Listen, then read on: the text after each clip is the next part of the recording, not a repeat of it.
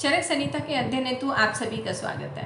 हम चरक संहिता के निदान स्थान के तीसरे अध्याय गुल्म निदान का अध्ययन आरंभ कर रहे हैं। मैं डॉक्टर मंजूषा खुराना संजीवनी हेल्थ केयर करनाल में आयुर्वेद के क्षेत्र में कार्यरत हूँ। निदान स्थान में 8 व्याधियों को कहा गया है, लेकिन ये 8 व्याधियाँ अलग अलग अध्यायों में एक क्रम से रखी गई हैं और क्रम के संबंधित एक कहानी भी बनाई गई है।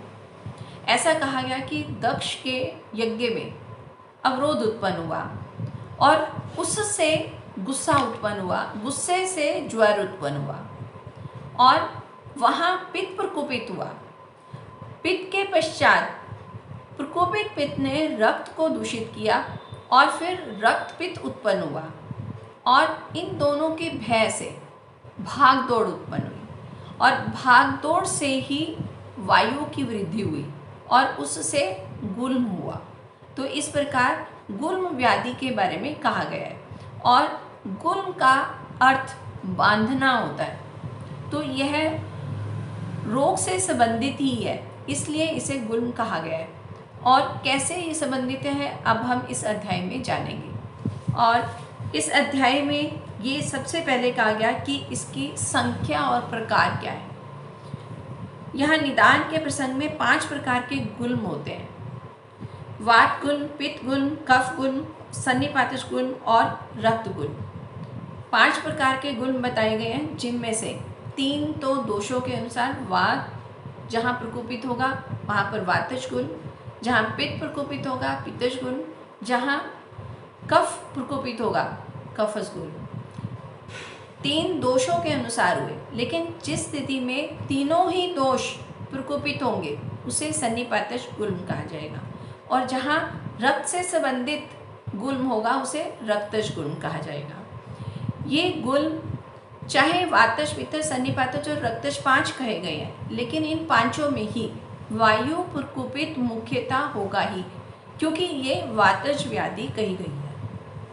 और इसके पश्चात श्लोक संख्या 4 में इस प्रकार कहते हुए भगवान आत्रेय ने अग्निवेश से पूछा, भगवान 5 गुल्मों के भेदों को हम कैसे जान सकेंगे? औषध जानने वाला वैद्य भी यदि रोगों की विशेषताओं को न जाने तो वह उन रोगों को शांत करने में समर्थ नहीं होता है।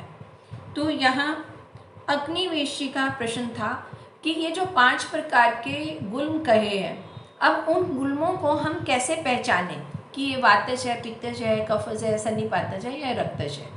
क्योंकि ऐसा कहा जाता है कि अगर औषधि का ज्ञान है भी तो व्याधि का अगर पूर्णतः ज्ञान नहीं है तो उसकी चिकित्सा करना मुश्किल होता है। तो इसको हम कैसे जाने, ये प्रश्न किया गया। तो भगवान आत्रेय ने अग्निवेश से कहा, हे अग्निवेश, निदान, पूर्व रूप, लक्ष्य, वेदना, उपशय आदि की विशेषताओं से गुल्मों और अन्य रोगों की विशेषताओं का ज्ञान होता है और गुल्मों के वर्णन में कहे गए जाने वाले इस रोग विशेष विज्ञान को समझो। यहाँ ये ध्यान देने वाली बात कि हमने ज्वर निदान और रक्तपित्त निदान के अंतर्गत पहले निदान, पूर्व रूप, लक्षण और उपशय संप्राप्ति को समझा था, लेकिन यहाँ पर एक और शब्द का प्रयोग किया गया है, वो है वेदना। क्योंकि गुल्म व्याधि में वेदना बहुत होती है, तो वेदना एक मुख्य लक्षण है, उसके अनुसार हम व्याधि का ज्ञान प्राप्त करते हैं। तो इस तरह से ये इन सब को जानकर हम रोग के बारे में जानेंगे, ऐसा भगवान आत्रेय ने कहा। अब वातज गुल्म का निदान कहा जा रहा है कि वातज निदान क्यों उत्पन्न होता है, उसके कारण क्या हैं। जब वात प्रकृति का व्यक्ति, तो यहाँ पर सबसे पहले प्रकृति के बारे में कहा है कि ऐसा व्यक्ति जिसकी प्रकृति ही वातज है, मतलब वो उसमें स्वभाव से ही वात जल्दी प्रकोपित हो जाता है। तो ऐसा व्यक्ति जब ज्वर, वमन, विरेचन या अतिसार, तो कुछ ये व्याधियाँ बताई कि इनमें वह अतिशय क्षीण होकर वातकारक आहार का सेवन करता है, यानी वह इन व्याधियों में अगर कमज़ोर हो गया है और फिर उन कमज़ोरी की अवस्था में ही वो वातवर्धक आहार विहार का सेवन करता है, तो उससे वात प्रकोपित होगी और फिर उससे वातज गुल्म उत्पन्न होगा। या शीतवीर्य तथा शीत स्पर्श वाले आहार विहार का सेवन करता है। तो ऐसा ही व्यक्ति अगर ठंडी चीज़ों का ज़्यादा सेवन करेगा, ठंडा या जिसे शीत स्पर्श आहार विहार कहा गया है, तो अगर उसका सेवन करता है तो भी वायु प्रकोपित होगा और फिर उससे वातज गुल्म उत्पन्न होगा और उसके शरीर में वायु का प्रकोप हो जाता है एवं जब वह बिना स्नेहन स्वेदन किए वमन या विरेचन का पान करता है। तो यहाँ पर पंचकर्म के बारे में कहा गया है कि अगर कोई व्यक्ति पंचकर्म करवाता है लेकिन उससे पहले कहे गए स्नेहन और स्वेदन को नहीं लेता है, स्नेहन और स्वेदन न लेने के बाद पंचकर्म से वायु प्रकोपित होता है, तो ये वो स्थिति बताई कि स्नेहन किया नहीं है लेकिन उसके बाद वमन और विरेचन का प्रयास किया, तो इससे वायु प्रकोपित हुआ और फिर उससे वातज गुल्म उत्पन्न होगा। और अप्रवृत्त वमन को जबरदस्ती प्रवृत्त करता है, मतलब कि उसको उल्टी का आवेग नहीं आ रहा है लेकिन वो करने की कोशिश कर रहा है, तो उससे भी वायु प्रकोपित होगा। और अपान वायु मूत्र और पुरी को वेगों को रोकता है, तो ये जो अधार्मीय वेग हैं उनको रोकने से भी वायु प्रकोपित होगा। और बहुत अधिक खाना खाकर अधिक मात्रा में बरसाती ताज़ा जल पीता है, तो इसका कहने का मतलब है कि खाना खाने के पश्चात अगर जल सेवन अधिक मात्रा में किया जाएगा तो उससे भी वातज गुल्म उत्पन्न होगा। और बहुत झकोरने वाली सवारी घोड़ा, ऊंट, हाथी, एका आदि में से यात्रा करता है तो उसका वायु प्रकोपित हो जाता है। इसका मतलब ये कि जब हम सवारी कर रहे हैं और सवारी में भी अगर वो स्मूथली चल रहा है तो वो इतना कष्टवर्धक नहीं होगा, लेकिन अगर वो स्मूथली नहीं चल रहा है, ऊंची नीचा उसमें हो रहा है, तो वह वायु को बढ़ाने वाला होगा। और ये हम साधारणतः देखते भी हैं कि अगर हम कार में भी ऐसी जगह से जा रहे हैं जहाँ पर सड़क टूटी हुई है, ऊपर नीचे हो रहा है, तो भी वायु प्रकोपित होता है और वायु संबंधित रोग उत्पन्न हो जाते हैं। तो यहाँ पर वातज गुल्म के बारे में भी यही कहा गया है। और इसी प्रकार जो अति मैथुन, अति व्यायाम, अति मद्यपान, अति शोक करने की प्रवृत्ति करता है, तो ये सब भी वायु को प्रकोपित करने वाले हैं। तो इनकी अगर अति होगी तो वायु प्रकोपित होगी। और अगर व्यक्ति चोट खाया हुआ है, चोट खाने से भी वायु प्रकोपित होती है। और विषम ढंग से बैठने, सोने, खड़े होने या घूमने फिरने वाला होता है, यानी अगर वह अपने पोस्चर को ठीक नहीं रखता है, बैठने की स्थिति ठीक नहीं है, सोने की स्थिति ठीक नहीं है, चलने फिरने की स्थिति ठीक नहीं है, तो उससे वायु प्रकोपित होगा और यह प्रकोपित हुआ वायु वातज गुल्म को उत्पन्न करने वाला होगा। अन्य प्रकार के कार्यों को या व्यायाम को विषम तौर पर तथा अधिक मात्रा में करता है तो उसका वायु उक्त उपचारों से प्रकोपित हो जाता है, यानी वो प्रकोपित वायु फिर वातज गुल्म को उत्पन्न करेगा। तो इस तरह से ये निदान बताए गए हैं। हम यहाँ देखेंगे कि जो भी वात को बढ़ाने वाले आहार विहार का सेवन किया जाता है उससे वायु प्रकोपित होकर ये रोग को उत्पन्न करने वाला होता है।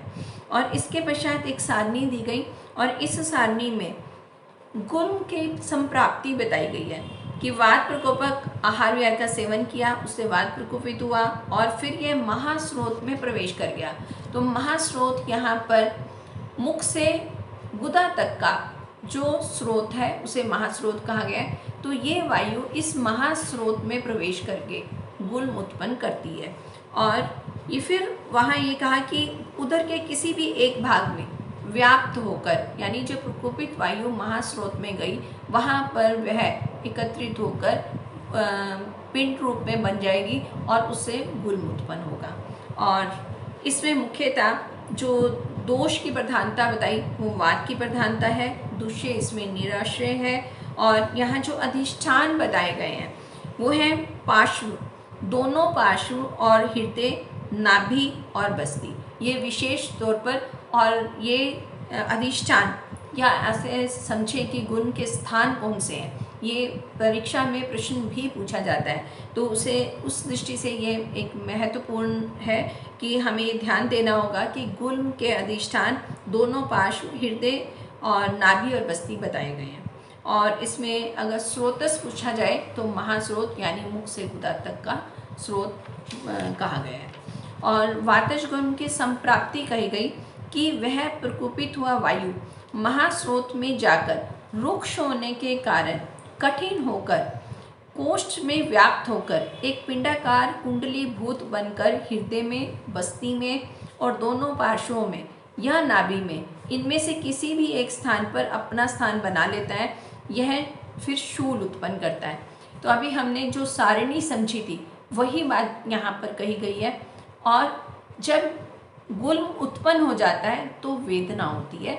ये भी हम यहाँ पहले जान चुके हैं कि गुल्म में मुख्य तौर पर लक्षण जो होगा वो वेदना है, दर्द है, और अनेक प्रकार की गांठें उत्पन्न आता है और पिंडाकार होता है। और ये लताओं के पत्तों और टहनियों के परस्पर सटकर उलझकर बने हुए पिंड के जैसा होने से और गुल्म के आकार होने से इसे हम गुल्म कहते हैं। जब एक झाड़ीनुमा पेड़ है, उनकी टहनियाँ आपस में उलझी होती हैं, तो ये ना बहुत बड़ा होता है ना बहुत छोटा होता है, उसे गुल्म कहा जाता है। तो यहाँ पर भी स्थिति इसी तरह से होती है कि वायु प्रकोपित हुआ और वहाँ पर वायु इस तरह से इकट्ठा होता है कि वहाँ पर छोटी छोटी गांठें भी महसूस होती हैं।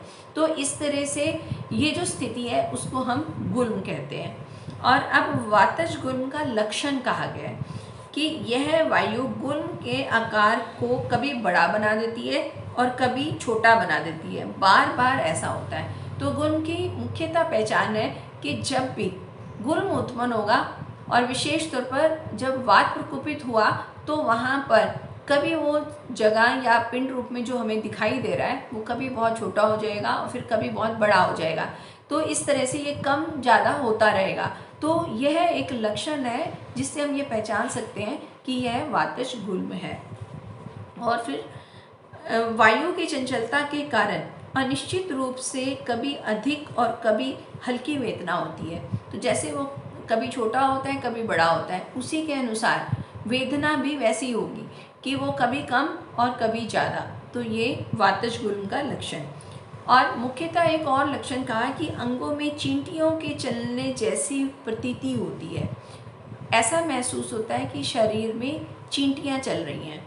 और सुई चुभोने जैसी पीड़ा, फाड़ने जैसी पीड़ा, फड़कन और तनाव, संकोच, शून्यता, रोमांच होना, ये लक्षण बार बार उठते हैं और शांत होते हैं।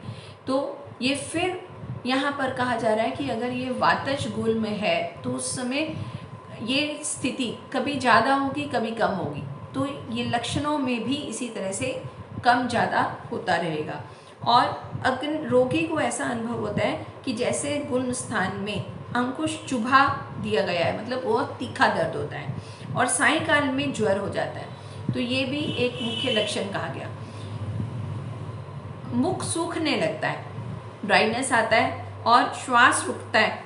और जब पीड़ा होने लगती है तो रोमांच हो जाता है, यानी शरीर के रोम जो ये बाल हैं वो खड़े हो जाते हैं और प्लीहा बढ़ जाती है। जब भी ये गुल्म होगा तो उसमें स्प्लीनोमेगाली हो सकती है। तो ऐसा यहाँ पर कहा गया है। और उदर में गुड़गुड़ाहट होती है, आंतों में शब्द होता है और अपचन, उदाव्रत, अंगमर्द, मन्याशूल, सिरशूल, शंखशूल और बागी निकलना आदि और रोग के गुल्म उपद्रव स्वरूप उत्पन्न हो जाते हैं। तो ये जब गुल्म होगा तो इसके और जो लक्षण कहे उससे सिर में दर्द, अंग में पीड़ा, मतलब पूरा शरीर दर्द हो सकता है, मन्याशूल हो सकता है। तो यह उसके लक्षण कहे गए हैं।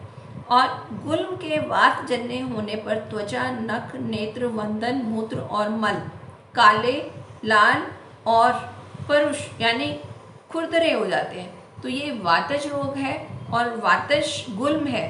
तो इसमें विशेष तौर पर जो नख, नेत्र, मूत्र, मल है वो काले रंग के होंगे लाल रंग के होंगे और कुछ खुरदरे होंगे। तो ये उनकी पहचान हुई, जिससे हम वातज गुल्म को पहचान जाएंगे। और वातज गुल्म में बतलाए गए कारणों के सेवन से हानि और उसके विपरीत आहार विहार के सेवन से लाभ होता है। तो यहाँ पर यह उपशय बताया जा रहा है, क्योंकि वातज को बढ़ाने वाले द्रव्य का सेवन किया जाएगा तो वात प्रकोपित होगा, तो रोग की वृद्धि होगी।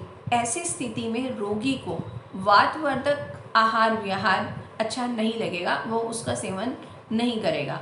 और इसके विपरीत जो वात को कम करने वाले हैं उनका सेवन करना चाहेगा। तो इससे भी हम ये पहचान सकते हैं कि ये वातज गुल्म का ही लक्षण है। तो इस तरह इसके बारे में कहा है। और उसके पश्चात अब पित्तज गुल्म का निदान कहा गया। किन कारणों से पित्तज गुल्म होगा? पहले वातज गुल्म निदान में कहे गए कृष्णा कारक, यानी जो ज्वर, वमन, विरेचन, अतिसार कहे थे कि जिनकी वजह से कमजोरी आ जाती है, ऐसे रोगों में कारणों से कृश हुआ व्यक्ति जब खट्टे, नमकीन, चरपरे, क्षार, उष्ण, तीक्ष्ण, सिरका यानी चटनी, अचार आदि का सेवन करता है, तो हमने वातज रोग के निदान में समझा था कि वातवर्धक आहार विहार का सेवन किया गया। लेकिन यहाँ पर कमज़ोर हुआ व्यक्ति अगर पित्त को बढ़ाने वाले आहार विहार का सेवन करता है तो उससे पित्त प्रकोपित होगा। तो ये कुछ रस बताए हैं और क्षार, उष्ण वगैरह द्रव्य जिनके सेवन से पित्त प्रकोपित हो रहा है। और इनके अलावा और कहा कि दूषित मद्य हमेशा पित्त को प्रकोपित करने वाला है। किसी भी तरह का सुरापान, किसी भी तरह का मद्य सेवन पित्त को प्रकोपित करता है। तो यहाँ पर वही कहा कि दूषित मद्य, हरे शाक का मतलब जो हरी पत्तेदार सब्जी है उसका सेवन, और खट्टे फलों का और जलन उत्पन्न करने वाले शाक, अन्न तथा मांस आदि का सेवन करता है। तो इन सब से पित्त प्रकोपित होगा। और अजीर्ण रहने पर भी भोजन करता है। जब खाना पचा नहीं है और उसके पश्चात भी अगर दोबारा से भोजन का सेवन कर लिया जाता है तो वह भी पित्त को बढ़ाने वाला होगा, तो उससे पित्तज गुल्म उत्पन्न होगा। और आमाशय की रुक्षता के कारण बार बार वमन होता है। तो ये रुक्षता, क्योंकि वायु प्रकोपित होगा तो पित्त प्रकोपित साथ में हो जाएगा, तो उससे फिर ये पित्त प्रकोपित होने से पित्तज गुल्म उत्पन्न होगा। और मलमूत्र आदि का वेग रोकता है। तीव्र वायु, तीव्र धूप आदि का सेवन करता है तो उस पुरुष के शरीर में वायु के साथ पित्त का भी प्रकोप हो जाता है। तो इस तरह से कृश हुआ व्यक्ति अगर पित्त को बढ़ाने वाले आहार विहार का सेवन करेगा तो उससे पित्तज गुल्म उत्पन्न होगा। अब उसकी संप्राप्ति और लक्षण कहे हैं कि वायु उस प्रकोपित हुए पित्त को आमाशय के एक भाग में ले जाकर उन्हीं भिन्न भिन्न प्रकार की वेदनाओं को उत्पन्न कर देता है जिनको वात गुल्म में कहा गया है। यहाँ पर भी परिस्थिति लगभग वैसी होगी, पीड़ा कभी कम कभी ज़्यादा। और पित्त उस रुगन के उदर, हृदय, छाती और कंठ में जलन उत्पन्न करता है। तो हमने अधिष्ठान जान लिए हैं, ये उन्हीं अधिष्ठानों में ही उत्पन्न व्याधि के लक्षण कहे गए हैं। और जलन का अनुभव करता हुआ धुएं के समान खट्टी डगारे लिया करता है और उसके गुल्म स्थान में जलने जैसी पीड़ा होती है। वातज रोग है तो उसमें केवल पीड़ा होगी, लेकिन अगर पित्तज गुल्म है, पित्त प्रकोपित हो गया है, तो उस समय वहाँ पर जलने जैसे महसूस होगा, यानी वहाँ पर अग्नि महसूस होगी, गर्म महसूस होगा।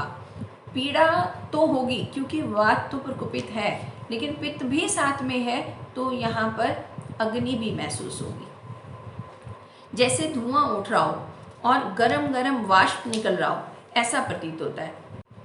पसीना आता है, अंग भीग जाता है और शिथिलता के साथ कुछ रोमांच भी होता है।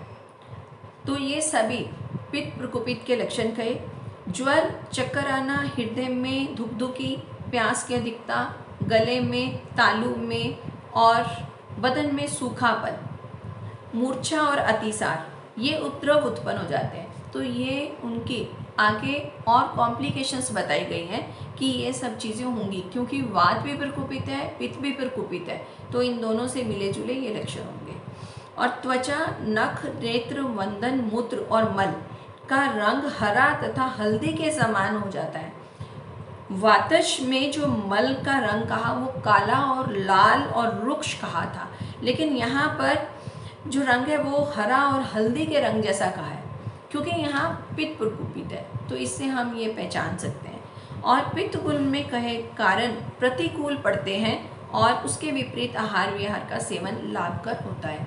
तो यहाँ पित्त प्रकोपित है, वात प्रकोपित है, तो इस समय व्यक्ति पित्त को बढ़ाने वाले आहार विहार से घृणा करेगा, उसको खाने की इच्छा नहीं होगी, और इसके विपरीत खाना उसको अच्छा लगेगा। तो इससे भी हम पित्त गुल्म के बारे में जान सकते हैं। उसके बाद कफस गुल्म का निदान कहा जा रहा है कि ज्वर, अतिसार, वमन, विरेचन आदि कृष्णता कारक कारणों से, मतलब वही कारण जहाँ पे जो कमज़ोरी करने वाले हैं उनमें अगर कोई पुरुष कृश हो गया है तो वह यदि अधिक भोजन करता है या अधिक स्निग्ध, अति गुरु, अति मृदु, अति शीत भोजन करता है, तो ये सभी कफ को बढ़ाने वाले हैं। और आटा, मैदा आदि से बने पदार्थों का सेवन करता है, ये भी कफ को प्रकोपित करेगा। गन्ने के रस से बने पदार्थ, क्योंकि ये मधुर रस वाले हैं, मीठे हैं, ये भी कफ को बढ़ाएंगे। और दूध, तिल, उड़द और गुड़ के विकार, यानी ये चीनी से बनी चीज़ें, और इसके अलावा जो दूध का है वो भी मधुर, तिल स्निग्धता के कारण और उड़द गुरु होने के कारण कफ को प्रकोपित करेगा। और अधजमा दही, दही के विषय में विशेष तौर पर कहा जाता है कि यह अभिसंधि है और कफ को बढ़ाने वाला है, और अगर दही ठीक ढंग से नहीं जमाए, अध जमाए, तो यह स्वास्थ्य के बहुत नुकसान करने वाला है, और अध जमा दही नहीं खाना चाहिए। अगर अध जमा दही खाते हैं तो उससे कफस गुल्म होने का कारण बनेगा। और अधिक मद्दे तथा हरे शाक का अधिक सेवन करता है। अनूप, जलेचर और ग्राम्य पशु पक्षियों का मांस अधिक सेवन करता है, तो ये भी कफ को बढ़ाने वाले होंगे। और मलमूत्र के वेगों को रोकता है। मलमूत्र के वेगों के रोकने से वायु प्रकोपित होगा, और ये वातज व्याधि है, इसलिए यह गुल्म को उत्पन्न करने वाला होगा। और खूब ठूस कर भोजन करने के बाद अधिक मात्रा में पानी पी लेता है और शरीर में हलचल पैदा करने वाला कोई कार्य करता है, तो इससे शरीर में कफ वायु के साथ मिलकर प्रकोपित हो जाता है। तो खाना खाने के पश्चात भोजन बहुत भरपेट खाया है और उसके बाद पानी का सेवन भी किया है, और उसके बाद अगर कोई अधिक परिश्रम वाला कार्य भी किया जाता है, तो भी वह वायु को प्रकोपित करता है और साथ ही कफ प्रकोपित होता है। तो इस तरह से यह कफस गुल्म उत्पन्न होता है। और इसके पश्चात अब कफस गुल्म की संप्राप्ति और लक्षण कहे गए हैं। तो ये लगभग वैसे ही हैं जैसे कि वातज या पित्तज गुल्म के बारे में कहा गया था, लेकिन यहाँ पर कफ प्रकोपित है तो कफ से संबंधित उसके लक्षण भी होंगे। वायु उस प्रकोपित कफ को आमाशय के एक देश में घुमाव फिराकर उस प्रकार की वेदनाओं को उत्पन्न करता है जो वातज गुल्म में बताई गई हैं। और रोगी के शरीर में कफ शीत लगकर ज्वर आना, अब कफ प्रकोपित है तो ये ठंड लग के ज्वर होगा। और भोजन में अरुचि, अपचन, अंगों में वेदना, रोमांच, हृदय रोग, वमन, निद्रा, आलस्य, गीले वस्त्र से ढका जैसा महसूस होना, भारीपन, सिर, शूल, इन लक्षणों को उत्पन्न करता है। ये सब कफस के लक्षण हैं। और गुल्म स्थान में स्थिरता, भारीपन, कठिनता, स्थूलता, सूनापन हो जाता है, और वह कफ और अधिक बढ़कर कास, श्वास, प्रतिशाय, राज्य रक्षमा, तो ये भी रोग जो है वो कफ प्रकोपित होने से ही उत्पन्न होते हैं। तो यहाँ पर वायु के साथ साथ कफ प्रकोपित हो चुका है, तो यह इन रोगों को भी उत्पन्न करेंगे। तो इस तरह से कफस गुल्म के साथ साथ ये श्वास, कास और जुकाम आदि रोग उत्पन्न हो सकते हैं। और त्वचा, नख, नेत्र, वंदन, मूत्र, मल में सफ़ेदी लाता है, तो यहाँ पर रंग अलग होगा, वो सफ़ेदी लिए हुए है। तीनों में, वातज में, पित्तज में और कफश में रंग अलग अलग बताए गए हैं। ये भी ध्यान रखने की बात है। और निदान में कहे गए कारण आहार विहार हानिकारक होते हैं, उसके विपरीत पदार्थ लाभकारक होते हैं। तो यह कफस गुल्म का वर्णन किया गया है। किसी भी व्याधि में उसके विपरीत आहार विहार का सेवन करने की इच्छा होती है, यह उपक्षय कहा गया है और उपक्षय को ही समझना आवश्यक है। अब त्रिदोषस गुल्म के बारे में कहा, जहाँ पर वात पित्त कफ तीनों दोष प्रकोपित है। प्रवीण वैद्य तीनों दोषों के प्रकोपक कारणों तथा तीनों दोषों के लक्षणों के एक साथ दृष्टिगोचर होने पर सन्निपातज गुल्म मानते हैं। यह निश्चय गुल्म तीनों दोषों के चिकित्सा से परस्पर विरोधी होने से असाध्य होता है। तो यहाँ पर तीनों दोष प्रकोपित हैं। अब तीनों ही प्रकोपित हैं तो इसकी चिकित्सा बहुत मुश्किल हो जाएगी, इसीलिए इसे असाध्य कहा है कि यह ठीक नहीं होने वाला है। क्योंकि जब पित्त की चिकित्सा करेंगे तो कफ बढ़ जाएगा, और अगर कफ की चिकित्सा करने के लिए उष्ण पदार्थों का सेवन किया जाएगा तो उससे पित्त बढ़ जाएगा। इसी तरह की स्थिति वायु के साथ भी होगी। तो तीनों दोषों में से जब भी एक दोष को शांत करने के लिए उसकी चिकित्सा की जाती है तो बाकी दोष जो है वो वृद्धि को प्राप्त होते हैं। तो इस तरह से ये चिकित्सा करना बहुत मुश्किल हो जाता है। तो यही कहा गया कि जब भी तीनों दोष प्रकोपित हैं तो उस अवस्था को असाध्य कहा गया है। और इसके पश्चात एक बहुत ही इम्पॉर्टेंट स्थिति, उसको रक्तज गुल्म कहा गया। तो उसके बारे में कहा गया है कि यह रक्तज गुल्म को केवल स्त्रियों में होता है और पुरुष को नहीं होता है, क्योंकि गर्भाशय में आंत्र के रुक जाने से ही यह उत्पन्न होता है। तो विशेष तौर पर रक्त गुल्म के बारे में कहा कि यह स्त्रियों को ही होता है, क्योंकि स्त्रियों में गर्भाशय है और रक्त की जो स्थिति है वहाँ गर्भाशय मानी गई है। तो यहाँ पर रक्त गुल्म भी गर्भाशय के साथ संबंधित कहा गया है, इसीलिए कहा कि यह स्त्रियों में होता है लेकिन पुरुषों में नहीं होता, क्योंकि वहाँ गर्भाशय ही नहीं है। और इसके बारे में विशेष तौर पर अब निदान कहा गया है कि यहाँ स्त्रियों की भी कुछ गलतियाँ बताई गई हैं कि किन वजह से ये रोग उत्पन्न हो जाता है। तो कहते हैं कि पराधीन होने के कारण, और बहुत बार ऐसा अवस्था होती है कि स्त्रियां अपना ध्यान नहीं रखती हैं, अपने आहार विहार का ध्यान नहीं रखती हैं, तो उस स्थिति में भी ये रोग उत्पन्न होता है। तो उसमें ये कहा कि वह अपना इतना भी ध्यान नहीं रखती हैं कि वह मल मूत्र आदि के वेगों को रोक लेती हैं। तो पूर्व में भी कहा गया जो 4 प्रकार के वातज पित्तज कफस और सन्निपातज कहा, तो उनमें कारण जो था वो मल मूत्र को रोकना कहा गया था। तो यहाँ पर रक्तज में भी कहा गया है कि मल मूत्र के वेगों को रोकने से भी ये रोग उत्पन्न होता है। और अगर अपरिपक्व गर्भ का पतन हो जाता है, यानी अगर गर्भ समय से पूर्व पतन होता है, मतलब कि वो एबॉर्शन हो जाता है, तो उस अवस्था में भी यह रक्त गुल्म उत्पन्न होता है। या फिर अभी प्रसव हुए अधिक समय न बीता हो तब, और या ऋतुमती होने की स्थिति में वात प्रकोपक आहार विहार का सेवन करती है तो वह शीघ्र ही उनका वायु प्रकोपित हो जाता है। तो हमें ये समझना है कि रक्तज गुल्म के बारे में विशेष तौर पर कहा है कि वह परिस्थितियाँ जो वायु को प्रकोपित करने वाली हैं उसका अगर सेवन किया जाएगा तो रक्तज गुल्म उत्पन्न हो सकता है। और उन स्थितियों में ये कहा कि मल मूत्र को रोकने की प्रवृत्ति से वायु प्रकोपित होगा। दूसरी स्थिति बताई कि अगर गर्भ ठहरा और लेकिन गर्भ का पूरा समय न होने पर भी उससे पहले ही वो उसका स्राव हो गया तो भी ये स्थिति उत्पन्न हो सकती है। और अगर प्रसव हो गया है, डिलीवरी के बाद भी अगर स्त्री जो है खाने पीने पर ध्यान नहीं रखती है, अपना आहार विहार का ध्यान नहीं रखती है, तो भी रक्त गुल्म उत्पन्न हो सकता है। और जहाँ तक आयुर्वेद चिकित्सक होने के नाते आज मैं ये देखती हूँ कि बहुत बार ऐसी स्थिति उत्पन्न होती है कि प्रसूता अपना आहार विहार ठीक नहीं रखती है।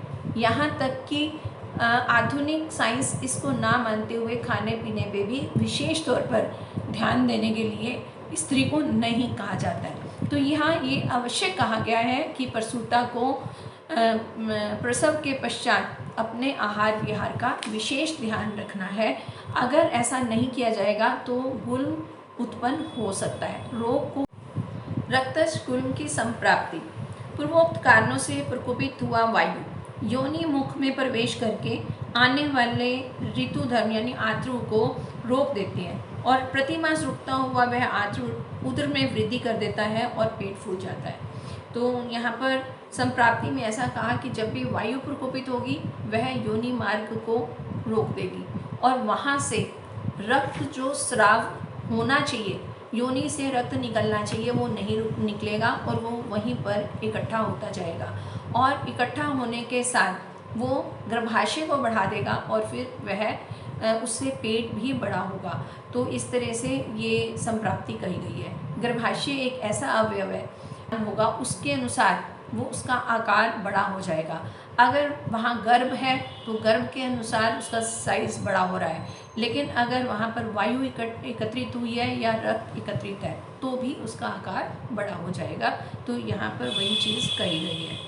अब यहाँ रक्तज गुल्म का लक्षण कहा गया है कि हम ये कैसे पहचानेंगे कि यह रक्त गुल्म है। उस रक्तज गुल्म से पीड़ित स्त्री को उदर शूल होगा, मतलब पेट में पीड़ा होगी, कास अतिसार हो सकता है और वमन उल्टी आएगी, अरुचि होगी, अपचन होगा, शरीर में दर्द होगा, नींद ज़्यादा आ सकती है और आलस्य होगा और उसको ऐसा लगेगा कि उसके शरीर को गीले कपड़े से बांध दिया है और मुख से पानी निकलेगा, यानी कफ वहाँ पर इकट्ठा होगा और उससे वो लार भी निकल सकती है। तो ये सभी लक्षण जो है ये रक्तज गुल्म के गए हैं। और स्तनों में दूध आने लगता है। अब यहाँ पर ये वही स्थिति है जिस प्रकार गर्भाशय में अगर गर्भ है तो जो जो लक्षण होंगे वो लक्षण यहाँ पर दिखाई दे सकते हैं। तो स्तनों में दूध आने लगता है और ओठ और स्तन मंडल में काला दिखाई देने लगता है। ये भी गर्भाशय में गर्भ की स्थिति होने पर भी होता है और यहाँ पर भी वही स्थिति कही गई है। नेत्रों में गलानी, मूर्छा, जी मचलाना और गर्भनी जैसी इच्छा होना। दो हृदय कहा गया है यहाँ पर कि जब माँ के पेट में बच्चा पैदा होता है उस समय की स्थिति जो भी होगी वो यहाँ हो सकती है और पैरों में सूजन होगी, नाभि से उठने वाली रोम राजी का उठना और योनि मार्ग का फैल जाना, योनि से दुर्गंध आना, पानी बहना, ये लक्षण उत्पन्न होते हैं। तो ये सारे वही लक्षण हैं जो गर्भावस्था में होते हैं। तो उस स्त्री का संपूर्ण गुल्म पिंड के जैसा फड़कता है, वहाँ पर फड़कराहट भी होती है और अनुभवहीन लोग गर्भ ना रहने पर भी उसे गर्भनी कहते हैं क्योंकि ये गर्भ के जैसे लक्षण हैं। तो उससे गर्भ के बारे में दुविधा उत्पन्न होती है। अब यहाँ रक्तज गुल्म और गर्भ को जानते हैं। दोनों स्थितियाँ ऐसी हैं, लक्षण लगभग एक जैसे हैं। आज हम अल्ट्रासाउंड से इस स्थिति को पहचान सकते हैं, लेकिन अगर ये सुविधा ना हो तो हम कैसे पहचानेंगे उसके बारे में कहा गया है। और अगर सुविधा हो है भी तो भी एक चिकित्सक को ये जान लेना चाहिए कि ये क्या स्थिति है। तो उसके लक्षण ये कहे गए हैं कि अगर रक्तज गुल्म है उस समय वहाँ पर उदर वृद्धि तो होगी, पेट बड़ा होगा, लेकिन वहाँ पर अंग नहीं महसूस होंगे।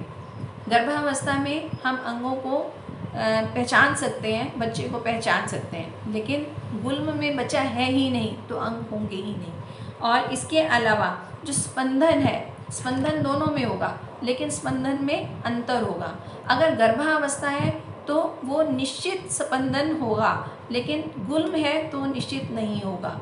और इसके अलावा जब भी स्पंदन गुल्म में हो रहा है, रक्त गुल्म में स्पंदन हमेशा पीड़ा के साथ होगा, सशूल होगा, लेकिन गर्भावस्था का स्पंदन बिना वेदना के होगा। और 10 माह के बाद भी अगर स्थिति बनी हुई है, क्योंकि गर्भ का एक निश्चित समय है, निश्चित समय के पश्चात प्रसव होगा, लेकिन अगर वो समय बीत रहा है, प्रसव नहीं हो रहा है, तो इसका मतलब वहाँ गर्भ नहीं है, बल्कि वहाँ पर रक्त गुल्म है। और एक वृद्धि के बारे में कहा है कि जो गर्भावस्था में वृद्धि होगी वो निश्चित होगी। हम गर्भावस्था में उदर वृद्धि से ही मतलब हम उसको स्पर्श करके ये जान लेते हैं कि कितने महीने का गर्भ है। उसका एक जो वृद्धि है वो लगभग निश्चित है, लेकिन यहाँ पर रक्त गुल्म में हम ये पहचान नहीं पाएंगे। तो और इसके साथ कहा कि स्टेथोस्कोप से कुछ सुनाई नहीं देता है, मतलब वहाँ पर फीटल हार्ट नहीं सुनाई देगा, लेकिन अगर वो गर्भावस्था है तो वहाँ फीटल हार्ट हमें सुनाई देगा। तो ये भी एक तरह का अंतर हुआ। तो इन स्थितियों को हम जानकर ये पहचान लेंगे कि रक्त गुल्म कौन सा है और गर्भावस्था कौन सी है। और इसके अलावा अब गुल्मों में पूर्व रूप कहे गए हैं कि किन, तो यहाँ कहा कि इन पांचों प्रकार के वातज, पित्तज, कफज, पित्तोषज, रक्तज के उत्पन्न होने से पूर्व रूप होते हैं। और जैसे अन्न खाने की इच्छा ना होना, अन्न अच्छा नहीं लगता है, अपचन होता है, कभी भोजन ठीक से पचता है, कभी नहीं पचता है, और भोजन के बाद गले में जलन होती है। भोजन पचने के समय अकारण ही वमन और डकारें आने लगती हैं, क्योंकि वायु वृद्धि है तो उस समय उल्टी भी हो सकती है और डकार आएंगे। और अपान वायु और मल मूत्र के वेग नहीं प्रवृत्त होंगे, क्योंकि वो रुकेंगे। रुकने से वायु प्रकोपित हुआ है और गुल्म उत्पन्न हो रहे हैं, लेकिन अगर गुल्म उत्पन्न होने वाले हैं तो उससे पूर्व भी ये स्थिति होगी कि वो मलमूत्र की प्रवृत्ति ठीक ढंग से नहीं होगी। और आंतों में अव्यक्त ध्वनि होती है, गुड़गुड़ाहट होती है, जिसे अटोप कहा जाता है, ऐसा भी स्थिति होगी। और रोमांच उत्पन्न होगा और उदरव्रत होगा, मतलब वहाँ पेट में दर्द भी होगा, बढ़ भी सकता है, और भूख नहीं लगती है, दुर्बलता उत्पन्न होती है, और तृप्ति प्रियन भरपेट भोजन करना नहीं सहन होता है। एक ऐसी स्थिति उत्पन्न होगी कि व्यक्ति भरपेट खाना नहीं खा पाएगा, क्योंकि जब भी वो खाएगा तो उसको वहाँ पर पीड़ा होगी। तो ये स्थिति भी पूर्व रूप ही कही जाएगी। और अब यहाँ गुल्म की चिकित्सा सूत्र बताया गया है कि उक्त गुल्मों में सन्निपातज यानी जो दोषज है, जहाँ पर वात पित्त कफ तीनों ही प्रकोपित हैं, ऐसे गुल्म को असाध्य जानकर उसकी चिकित्सा नहीं करनी चाहिए। कहने का भाव ये है कि चिकित्सक को ये पता होना चाहिए कि यह स्थिति बहुत मुश्किल है, इसको ठीक करना मुश्किल होगा। ये चीज़ें वो उसे पेशेंट को ज़रूर बताना चाहिए, उसके सगे संबंधी को बताना चाहिए, तभी उसकी चिकित्सा करनी चाहिए। तो इस तरह ये असाध्य का है। और एक दोषज गुल्म में दोष के अनुसार चिकित्सा प्रारंभ करें। अगर वो वातज है तो वात चिकित्सा, पित्तज है तो पित्त चिकित्सा, कफज है तो कफ चिकित्सा। हालांकि ये भी हमें ध्यान में रखना होगा कि तीनों में ही वात वृद्धि तो है ही, और उसके साथ साथ ही हमने रोग के कारण को जानकर उसकी चिकित्सा करनी है। अब दो दोषों से उत्पन्न गुल्म में साधारण कर्म से चिकित्सा करें, और जिसमें दोनों दोषों का शमन हो, और उपद्रवों की गुरुता और लघुता का विचार करके अन्य प्रकार की जो भी चिकित्सा करें, किंतु वह चिकित्सा अविरुद्ध होनी चाहिए। तो चिकित्सा में विशेष तौर पर यह सूत्र दिया जाता है कि जिस कारण से रोग उत्पन्न हुआ है उसके विरुद्ध हमें चिकित्सा करनी है। तो ये यहाँ पर भी वही कहा गया है। और गंभीर उपद्रवों की चिकित्सा अविलंब करें। जो ज़्यादा गंभीर उपद्रव होंगे, कॉम्प्लिकेशंस ज़्यादा हैं, उसकी चिकित्सा पहले की जानी चाहिए, और लघु उपद्रवों की चिकित्सा बाद में करें। और गुल्मों में अत्यधिक चिकित्सा कर्म करना आवश्यक हो तो यदि दो भेद को ज्ञान ना हो सके तो वात की चिकित्सा करनी चाहिए। अब ऐसा कहा गया कि अगर हमें इस चिकित्सा गुल्म की करनी है और हम अगर ज्ञान भी प्राप्त नहीं कर पा रहे हैं, हमें पूरी तरह से चिकित्सा का पता भी नहीं लग रहा है, तो हमें वातज चिकित्सा आरंभ कर देनी चाहिए, क्योंकि गुल्म में वात वृद्धि हुई है। और स्नेहन स्वेदन कर्म वातनाशक होते हैं, तो सबसे पहले स्नेहन स्वेदन करना है। स्नेहन के साथ मृदु विरेचन कराएं और बस्तियों का प्रयोग करवाएं, क्योंकि स्नेहन वात का शमन करेगी, और अगर हम साथ ही विरेचन दे देते हैं तो उससे भी दोषों का शमन होगा। तो वात को कम करने के लिए बस्ती विशेष चिकित्सा कही गई है, तो यहाँ पर बस्तियों का भी उल्लेख किया गया है। और अमल लवण मधुर रस वाले पदार्थों का सेवन युक्तिपूर्वक कराएं, क्योंकि वायु की शांति हो जाने पर गुल्मों में दूसरा दोष थोड़े प्रयास से ही शांत किया जा सकता है। तो मुख्यतः ये कहा है कि अमल लवण और मधुर रस वाले पदार्थों का सेवन जब भी कराना है, युक्तिपूर्वक सेवन करवा के उससे इस प्रकार चिकित्सा करानी है कि वायु शांत हो, क्योंकि हम बार बार यहाँ पर ये जान चुके हैं कि गुल्म वातज रोग है। तो वातज रोग होने के कारण वायु शमन करना है, यही हमारा चिकित्सा का उद्देश्य रहेगा। तो यहाँ पर ऐसा करने के लिए कहा है। और गुल्म रोगियों के वात को शमन करने के लिए शास्त्र में बतलाई हुई सभी विधियों तथा सभी उपायों का प्रयोग करना चाहिए। वायु के शांत हो जाने पर दूसरे बढ़े हुए दोषों को अल्प चिकित्सा कर्म भी शांत कर देता है। अगर वायु शांत हो जाएगी तो चाहे वह पित्त प्रकोपित है, चाहे कफ है, तो चाहे रक्त है, तो उससे वो चिकित्सा जल्दी हो पाएगी। तो इस तरह से यहाँ गुल्म के बारे में कहा है कि गुल्म को हम जानकर, उसकी कारणों को जानकर, उसके लक्षणों को जानकर उसकी चिकित्सा करके इसका शमन कर सकते हैं। तो आशा है कि आप सभी गुल्म के विषय में जान पाए होंगे। अब हम इसके पश्चात अगली कक्षा में प्रमेय निदान के विषय में जानेंगे। प्रमेय एक बहुत ही इम्पॉर्टेंट और विशेष तौर पर आज के सिनेरियो में प्रमेय के बारे में विशेष तौर पर हमें ध्यान देना है कि हमारे शास्त्र इस रोग के विषय में क्या कहते हैं। तब तक के लिए आप सभी को सादर